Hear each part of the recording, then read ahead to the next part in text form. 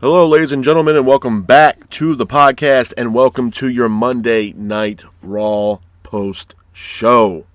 Starting off tonight, man, we got the newly crowned women's tag team champions coming out to the ring. Rhea has microphone in hand. She talks about the Kabuki Warriors and winning the women's tag team championships. Io says that Kairi and Asuka have no respect, and they beat the respect into them. Liv Morgan and Roxanne Perez are here. They interrupt Io Sky and Rhea Ripley. Liv then gives congrats to Io and Rhea, but Liv also says that the tag team titles belong to her and that she never lost them. After that, Lyra and Bayley are here. They interrupt Liv Morgan and Roxanne Perez. Bayley then mocks Roxanne Perez. Bayley then says her and Lyra deserve tag team titles. After this, the Kabuki Warriors come out of nowhere. They attack Io Sky and Rhea Ripley, and an all-out brawl happens in the middle of the ring. So it looks like the Kabuki Warriors have some unfinished business with Io Sky and Rhea Ripley. Moving on from that, we go into our first official match of Monday Night Raw. It is Javon Evans, the newly signed addition to Monday Night Raw, Javon Evans, taking on Bravo Americano. The match itself, I thought, was a good match. Back and forth matchup between Evans and Americano, with Evans keeping the pace of the match. Evans then hits a Hurricane Rana, followed by an Enziguri on Bravo Americano. Evans then hits a running knee on Bravo for a near fall. Bravo then tries to get some offense in by hitting an airplane spin on Javon Evans.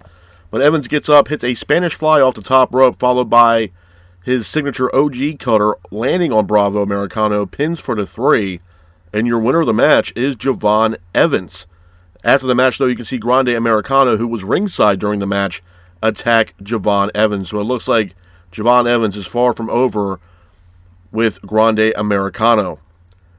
Moving on from that, we got CM Punk coming out to the ring. Punk has microphone in hand, says that he will never get tired of being world champion. He also says that he plans on being champion forever. Punk also mentions Cody Rhodes, and Rhodes also losing the Universal Championship to Drew McIntyre here recently. Punk says that the road to WrestleMania goes through him. After that, Punk is quickly interrupted by none other than Finn Balor. Finn Balor comes out to the ring, says that he is not waiting for a World Championship opportunity. Punk then asks Balor, where is the ambition? Or is he spending too much time dealing with the Judgment Day backstage? Punk then mocks Balor. Punk then wonders which Balor is he going to face. Is he going to face Finn Balor or Finn Balor from the Judgment Day? Punk then says that he's a fighting champion, so how about tonight? Balor then says that he's not jumping the line and that he's going to wait. Finn says that next week there will be a new champion. They're going to be in Belfast next week. And Punk says that he is still going to leave world champion after next week. So it looks like we got a matchup here for the World Heavyweight Championship between CM Punk and Finn Balor next week. Moving on from that, we got a triple threat tag team matchup for the new number 1 contendership for the women's tag team titles. It is the Kabuki Warriors taking on Lyra Valkyria and Bayley versus Liv Morgan and Roxanne Perez from the Judgment Day. The match itself, I thought, was a decent match, man. Back and forth matchup between all teams, with Lyra and Bayley trying to keep the pace of the match. Kairi Sane hits an insane elbow to the outside, followed by another insane elbow landing on Lyra Valkyria. Bayley then hits an elbow on Kairi for a near fall, followed by Roxanne Perez hitting a Pop Rocks on Bayley in the middle of the ring for a near fall. Liv Morgan, though, hits an Oblivion on Kairi Sane, pins for the 3. And your winners of the match and new number 1 contenders for the women's tag team titles are Liv Morgan and Roxanne Perez. And speaking of the Judgment Day, we have Raquel Rodriguez. Raquel Rodriguez is being interviewed by none other than Michael Cole. Raquel says that she remembers how she used to be. She also mentions that she won't stop until she is women's champion. After this, Raquel is interrupted by Stephanie Vaquer, who comes out to the ramp. Stephanie says that the injury will not stop her, but all of a sudden Raquel comes out of nowhere and once again attacks Stephanie Vaquer. So it looks like there's some unfinished business between Raquel Rodriguez and Stephanie Vaquer. And moving on from that, we got a tag team matchup where there's Dragon Lee teaming up with Penta to take on the Visions, Austin Theory, and Bronson Reed. I thought it was a good match, man. Back and forth matchup between both teams, with Penta and Dragon Lee trying to keep the pace of the match. Penta hits a Hurricane Rana in the middle of the ring on Austin Theory. Dragon Lee and Penta then super kick Division, as well as Logan Paul, who was also ringside during this match. Lee, who was ringside, looking around in the crowd, but out of nowhere, he gets speared by Bron Breakker. Referee sounds for the bell, and the match ends in a disqualification. Breakker then hits a spear on Penta in the middle of the ring as well. Adam Pearce is here. He stops Breakker from hitting another spear momentarily. Pearce then tells Bron Breakker to go home. Reed then out of nowhere hits a tsunami off the top rope, landing on Penta in the middle of the ring. Breakker then hits another spear on Dragon Lee. Breakker then goes after Adam Pearce. Pearce then is pissed off.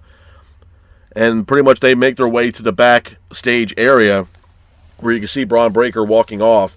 Pearce tells Breakker that he's not done talking to him yet. But Pearce then tells Breakker that he is suspended indefinitely. Heyman then looks at Adam Pearce and tells Pearce that he made a huge mistake. Heyman also reminds Pearce that he put hands on Breakker first. So it's going to be very telling to see what happens not only to Bron Breakker but Adam Pearce next. And is Adam Pearce also going to be in a little bit of trouble here since he did put hands on Breakker first? And moving on from that, we go into our main event of Monday Night Raw. It is AJ Styles taking on Gunther. I thought this was actually a really good match. Back and forth matchup between Gunther and Styles, with Styles landing multiple kicks on Gunther, trying to injure the leg of Gunther. AJ was trying to keep the pace of the match, but Gunther then lands a brutal chop, sending AJ over the top rope to the outside. AJ then, once again, was going after Gunther's leg. AJ then hits a Pele kick in the middle of the ring, followed by AJ applying a calf crusher on Gunther in the middle of the ring, but the hold is broken. AJ then hits a springboard leg drop on Gunther for a near fall. AJ then goes to the outside, goes for a phenomenal forearm, but Gunther counters it. Gunther then hits a devastating powerbomb on AJ in the middle of the ring for a near fall. AJ and Gunther then both exchange in the middle of the ring, with AJ applying another calf crusher on Gunther, but the hold is broken. AJ then applies another calf crusher as well. AJ then thinks that Gunther is tapped out. He breaks the hold. He tells the referee that Gunther has tapped out, but the referee did not see it. So honestly, at that point, the referee was kind of confused on what the hell was going on. AJ then goes after Gunther, but Gunther quickly hits a low blow on AJ Styles, with the referee being distracted. This allowed Gunther to hit another devastating powerbomb on AJ Styles, pins for the 3, and your winner of the match is Gunther. But after the match, though, you can see video coverage showing that Gunther did actually tap out to AJ Styles' calf crusher. So it looks like there's some unfinished business here between AJ Styles and Gunther.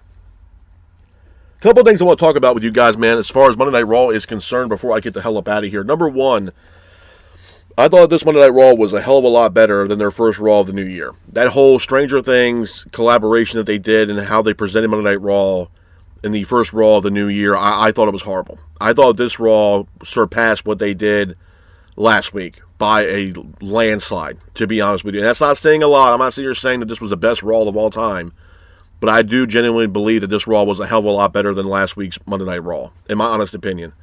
With that being said, there were certain things that I did like about this show, and there was a lot of things that I did not like about this show, or certain things I didn't like about the show.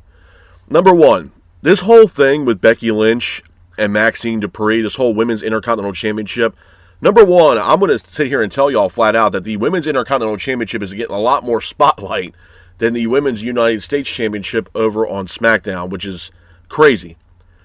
With that being said, though, I honestly am bored to death with this matchup here between Becky and Maxine Dupree. To be honest with you, I respect the hell out of Becky. I think Becky is severely underrated in what she's done in her career. I think Maxine is starting to slowly come into her own as being a star on Monday Night Raw, especially in the women's division on Monday Night Raw. But I am literally bored to hell with this whole matchup here between Becky and Maxine Dupree, to a point where there's even some people entertaining the idea that Maxine might actually retain or regain the Women's Intercontinental Championship once again. I believe this match is taking place next week when they're going to be in Belfast, Ireland. So, to be honest with you, man, I can give a rat's ass about this whole Becky Lynch and Maxine Dupree thing. And to be honest with you, I don't know the contract stipulations with AJ Lee. The only thing I can confidently say is that AJ Lee is on a severe part-time schedule where it's very limited dates that she's going to be working under her WWE contract. The last time we saw AJ Lee, she ultimately cost Becky Lynch her Women's Intercontinental Championship, which allowed Maxine to win the Intercontinental Championship. So obviously there is a story there between AJ Lee and Becky Lynch. The last time that these two had squared off was the horrific event that we had at WrestlePalooza, where it was a mixed tag match where CM Punk teamed up with AJ Lee to take on the likes of a Seth Rollins and a Becky Lynch. So we haven't really seen AJ Lee really compete inside the square circle. I mean, yes, she had a match at Survivor Series, and yes, she was a part of the War Games matchup, but she has not had a singles match really at all since she's been back in WWE as far as I'm concerned. I mean, she had the mixed tag match with CM Punk. She was in the Women's War Games matchup for Survivor Series in San Diego. And then we saw her also interrupt or cost Becky her matchup against Maxine, which ultimately cost Becky the Women's Intercontinental Championship. So I don't know where they're going here with Becky. I don't know if AJ Lee, they're trying to do some kind of story here between AJ Lee and Becky Lynch, a match that should be happening. And honestly, even from WrestlePalooza, a story that's still yet to be finished, in my honest opinion. I even had mentioned after WrestlePalooza that this was a story in itself between AJ Lee and Becky Lynch. But again, it just seems to me that AJ Lee, I don't know in her entire contract status or situation with WWE, but it does seem as if she's on a very, very limited part-time schedule in the confines of her contract for WWE. So, again, this is something where on one side of the fence, I can give a rat's ass about Becky Lynch and Maxine Dupri, but I am also very interested in seeing AJ Lee versus Becky Lynch. Now, I don't know if we're going to be building towards that in WrestleMania or the Royal Rumble or vice versa, but that's a match that needs to happen, and hopefully we do see AJ Lee return back to WWE here relatively soon and have some kind of storyline here between herself and Becky Lynch. So that was one negative, I would say, about the show as far as Maxine and Becky Lynch. But like I said, this show also had a lot of positives, man. I love the outcome of the main event. You know, obviously AJ Styles is going into his last final year as far as being an in-ring performer. He will retire at the end of 2026. And, you know, the way they're building up Gunther, I mean, I was not shocked with the fact that Gunther had beat AJ Styles in the aspect of, I told you guys, I don't want to see Gunther lose a damn match until we get to WrestleMania. And the fact that he beat John Cena and, you know, everybody's, you know, the greatest of all time, and John Cena is one of the GOATs, I don't want to see Gunther lose until we get to WrestleMania. I just don't. And that's not taking anything away from AJ Styles. I think AJ Styles is great. But I was not, you know, unhappy with the outcome of this main event on Monday Night Raw between AJ Styles and Gunther. Gunther had to win, even though it was, you know, shown later on after the match that he actually did tap out in this matchup. I feel like the AJ Styles and Gunther thing is not as far from being over. I think they're gonna run it back between AJ Styles and Gunther here probably relatively soon. So that was, again, a good part of the night. We also had the Vision. We had Austin Theory and Bronson Reed taking on the likes of a Dragon Lee and Penta. I thought it was a solid match until Breaker came out and just devastated Dragon Lee with that spear, man. He leveled the hell out of Dragon Lee with that spear. And just that whole back and forth between Breaker and Adam Pearce, and the fact that, you know, it seemed like Breaker finally had enough of Adam Pearce's shit to a point where it literally pissed Breaker off, and Breaker went after Adam Pearce. So, yeah, it seems as if Braun Breaker is suspended indefinitely. Obviously, this is storyline based, obviously. But to me, it just seemed like Braun Breaker kind of went rogue. You know what I mean? He was kind of like, the hell with it. You know, the pissed off with the Vision. I'm on my own. Even though he's not, you know, out of the Vision, it just seemed like Braun Breaker kind of went rogue tonight. And he kind of had, you know, his own mission statement that he wanted to make. Obviously, he was pissed off with the fact that he did not walk out of the Barclays Center as World Heavyweight Champion, where he was unsuccessful in beating CM Punk for the World Heavyweight title. So clearly Breaker is pissed off. He's got a motive, and he's going to make sure that he's going to do everything in his power to get back to the World Heavyweight Championship. So I think that was a great part of the night. I think Breaker was a main vocal point in tonight's show, and the fact that they beat the dog shit out of Dragon Lee and Penta, man. They really did. That tsunami that was landed on Penta, that spear that just decimated Dragon Lee in the middle of the aisle, if you will. Breaker it just seemed to me Breaker went rogue. Breaker just didn't give a fuck anymore. He didn't care. And he's pissed off on the fact that he didn't walk into the Barclays Center as World Heavyweight Champion. He didn't give a shit no more. He just didn't care. To a point where he almost attacked Adam Pearce. So, I like this new, you know, not that it's new, but I like this more pissed off agenda that Breaker has. And it's something for the Vision. I mean, again, a lot of people are also still patiently waiting on what Chris Jericho is going to do. We all know that Jericho is most likely on his way back to WWE. I also pitched the idea, just like other people have also pitched the same idea, just because it works perfectly, that I would align Chris Jericho into the Vision. He brings in that veteran role. He brings in that leadership role into the Vision. And honestly, a mouthpiece for the Vision. And I think it works perfectly with Paul Heyman, Jericho, Breaker, Bronson Reed, Logan Paul, and Austin Theory. Also knowing that when Jericho was in the confines of AEW, a lot of the shit that Jericho was doing was pretty much around a stable, whether it was the Inner Circle or the JAS or the Learning Tree. So it's not something that Jericho's not familiar with as far as being in a stable or trying to run a stable in professional wrestling. So I feel like if Jericho does come back, which is most likely going to be at this year's Royal Rumble at this point, I would probably entertain the idea of aligning Jericho with the Vision. I think it would work perfectly for both parties involved. And Paul Heyman can once again work with Chris Jericho, and obviously they have a history from Jericho's time in ECW, so clearly they know each other. They're familiar with each other, so I'm not against it. I'm not against it at all, but I will say I thought this Raw was a hell of a lot better than last week's, man. I understand the whole collab with the Stranger Things and all that shit, but to me, that Raw last week just fell flat on its ass, man. I don't think anybody was really entertained with last week's Raw. I think this Raw was a hell of a lot better than last week's. We get back to a little bit of story. We get a good match between Gunther and AJ Styles. I also didn't mind the Javon Evans versus Bravo Americano. I'm going to be honest, man. Javon Evans has all the potential in the world. I think the guy's, 22, 23 years old. I mean, he's got a lot of time to develop as a professional wrestler, man. And I'm telling you right now, that OG cutter that he hits, man, that's one of the best cutters I've seen in all professional wrestling. And the fact that, his moveset inside the squared circle, even the Spanish Fly, man, was awesome. He has a lot of potential. He really does. Javon Evans, I remember the match that Javon Evans had when Sami Zayn was the United States champion. And it was Sami Zayn versus Javon Evans in the U.S. Open Challenge. And again, that match stole the show. Stole the show. So to me, it was one of those things where you're going to look at, the entire narrative of the show. I think Javon Evans did a hell of a job. I think Braun Breaker did a really good job. I'm really intrigued what happens next week on Monday Night Raw. They're going to be in Belfast, Ireland. I don't know if we're going to hear from Adam Pearce. I don't know if we're going to hear from Paul Heyman about the situation that happened between Breaker and Adam Pearce. What's next for Gunther? What's next for AJ Styles? All this is going to be very telling going into next week.